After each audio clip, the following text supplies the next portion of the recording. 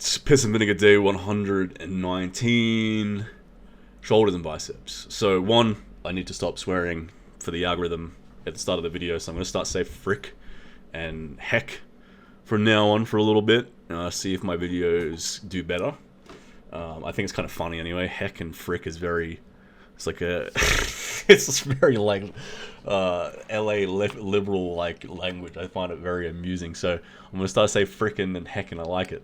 They're good words. And then, yeah, so today I wanted to talk about fun, adherence, and science nerds. So I made a video recently, Mike Israetel versus Eric Bugenhagen, and the reception has been, some people have been like, understand what I'm trying to say in the video, and they either disagree regardless, or they are in agreement with the idea of science and not being too dogmatic and, having some more fun in your training.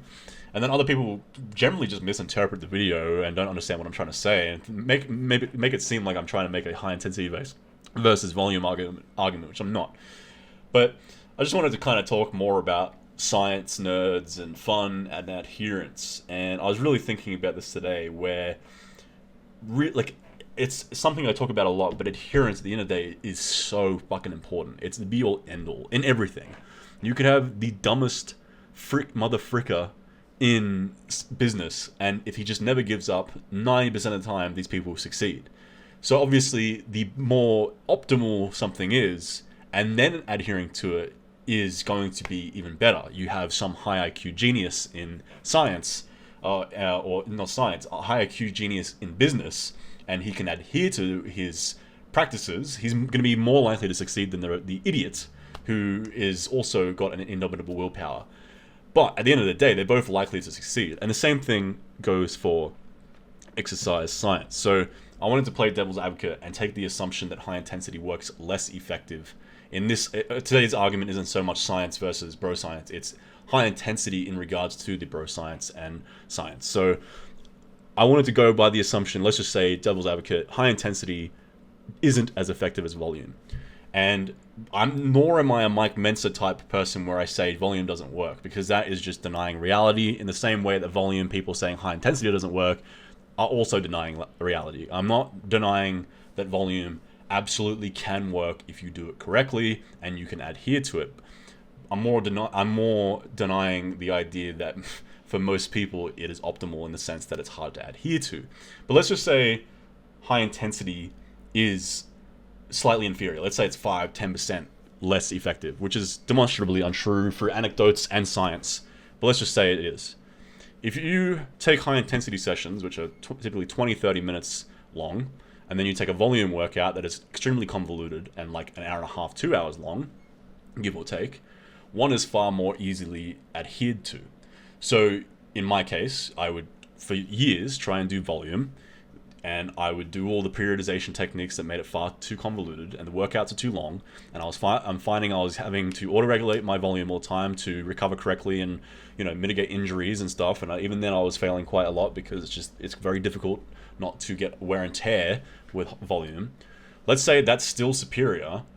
I couldn't do it 100% of the time, whereas with high intensity, even if what I'm doing in high intensity is inferior to the volume I was doing, which is not, but let's just say it is, I'm adhering to it 100% of the time. I never miss a session. And when I do my sessions, they're done with 100% efficiency. Whereas with volume, I'd oftentimes skip volume because volume is fucking boring. And that's where fun comes into it. In life, things are always going to be vastly more adherable if you're having fun. It's not like you can't adhere to sex. Sex is very fun. You don't find people saying, oh, I'm just having a hard time sticking to my sex routine. No, it's fun. You don't hear people saying, I'm having a hard time adhering to my junk food habit. No, eating junk food is very fun. So the same thing goes for training. If you can't do something because it's simply just not fun, and let's just say it is more effective, it's nowhere as effective as the thing that is, say, 90% effective done 100% of the time. I repeat myself incessantly with this quote, but it is 100% true. And then also, it's very obvious that high intensity works just as good as volume in many retrospects, other than maybe getting neurologically adapted to movements. But then again, with my overhead press, for example, and my shoulder development. My overhead press wouldn't budge for years. At a heavier weight, stronger in every other aspect, my bench press was stronger, my deadlifts were stronger, I was heavier, etc. And yet my overhead press just wouldn't budge. And then all of a sudden, drastically lower the volume, start doing high intensity, and lo and behold, my overhead press explodes. So then even the argument of the high intensity not being as good for strength, I don't really buy it. My strength is going up plenty enough with high intensity. At this rate, I will be a very strong individual in 3 or 4 years of doing high intensity. So really, at the end of the day, if you're not having fun, you're not going to do anything. Or you're not going to do the thing that you're supposed to do. Like, I've been trying to apply this to my life recently with cleaning, for example. Many aspects, but cleaning is one of these things where I just fucking suck at doing it. I'm very much male-brained, and I don't like doing shit that is very much female-brained. That's not sexist, it's just dudes are fucking useless at cleaning. It's like, it's actually something that women are very good at, and this is not sexist. It's cool. You guys have an ability to clean that we don't. We suck at it. So recently, I've been thinking, okay, how do I make cleaning more fun? I used to be super inconsistent with my training because of volume. It wasn't until I made it more fun with high intensity that I start adhering to it. So I thought, fuck it, with cleaning, I'm going to buy a bunch of like the best cleaning supplies that make cleaning that much more fun. I'm going to start cleaning with intensity. I'm going to start like scrubbing the fuck out of things, like get really intense like I do in training. Try to make it go a little bit shorter like I do with my high intensity training relative to volume.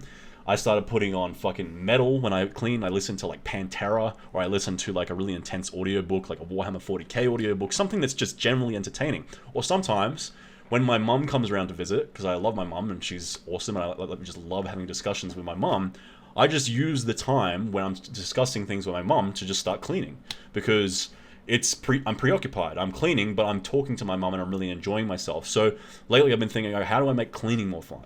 Well, I just analyzed it and thought, one, I need to save time on it, so I need to do it with more intensity like training, and two, I just need to tweak things to make it more fun. So kind of maybe a poor analogy, I'm not sure. I think it's a relatively strong analogy, and this could apply to so many things, and I've been trying to apply it in other aspects like yoga and, you know, meditation and shit that I fucking hate doing, just like I hated doing volume training, and just analyzing it and thinking of ways to make it more fun and thus more adherable.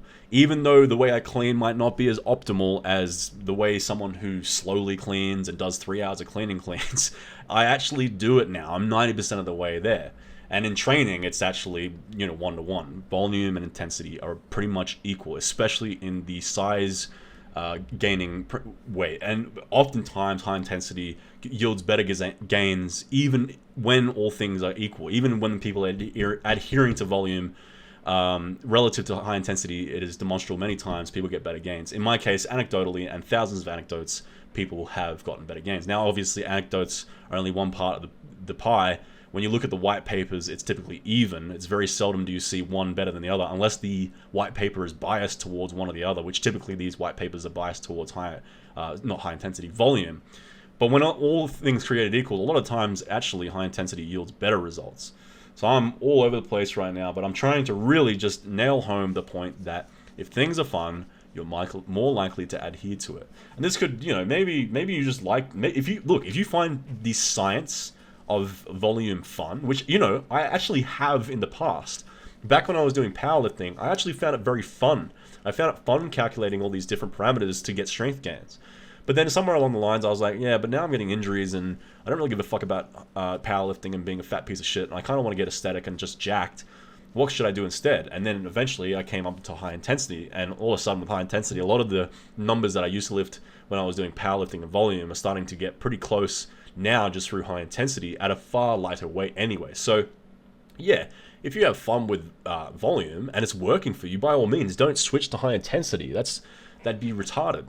But if you aren't enjoying volume and you're not adhering to volume, then most certainly switch to high intensity. Or maybe you're just curious. Maybe you're having fun with volume, but you're curious about this high intensity thing. So maybe you train every body part except for shoulders and biceps with volume, but the shoulders and biceps you train with high intensity, just to see if you get better results, or if not better results, better strength, or maybe you have more fun, or maybe, key point, you save some time. That's a huge aspect, is just simply a lot of people can't adhere to the sciencey shit because it takes a lot of time. You're training really frequently.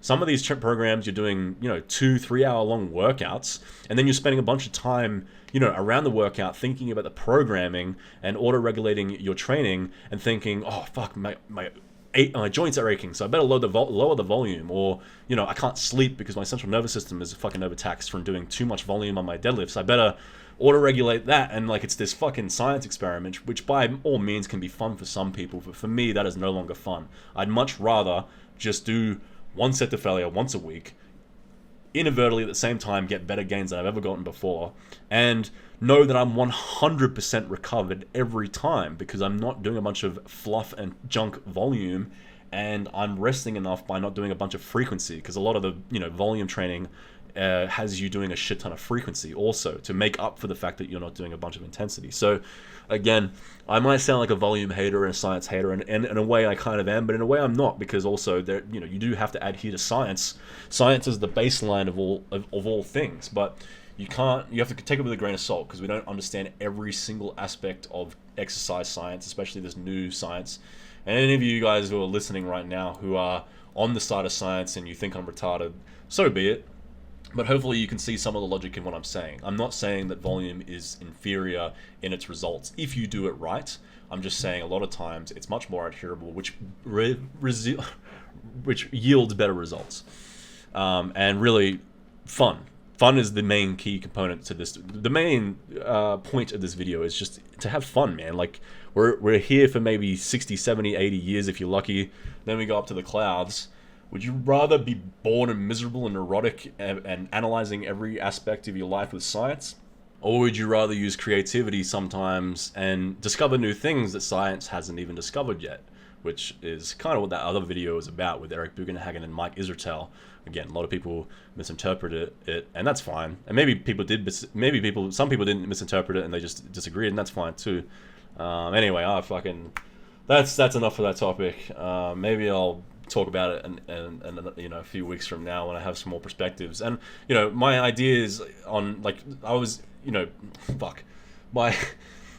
perspective of Mike Israetel changed a little bit after I made that video. I hadn't watched him in a long time, and I decided to watch a bunch of his videos again, and albeit I still disagree with a lot of the things he says, the guy is very smart, and some of the things he was saying was shit that I wasn't thinking about yet, and shit that I could learn from him because he is an accredited exercise scientist.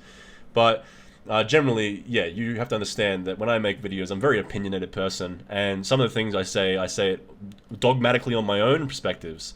And you gotta understand, I'm not vehemently saying I'm 100% correct. I'm open to new ideas. It's just I oftentimes say things like I know it all or whatever, but a lot of people do that. So anyway, see you guys tomorrow. Piss and vinegar tomorrow. Bye bye.